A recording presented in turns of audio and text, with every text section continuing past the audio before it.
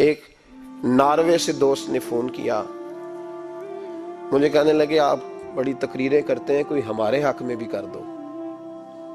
تو میں نے کہا کہ آپ کو کیا ہے؟ کہنے لگے آپ پردیسیوں کی مجبوریاں نہیں سمجھتے۔ میں نے کہا کیا ہوا؟ کہنے لگے حضرت جی شکوہ ہے کہ ہمارے اپنے ہمیں جب بھی فون کرتے ہیں وہ یہ نہیں پوچھتے کہ شام کا کھانا کھایا ہے کہ نہیں کھایا، وہ کہتے ہیں وہ شادی آ گئی ہے تو جلدی کرو، پیسے بھیج دو، فٹافٹ کرو۔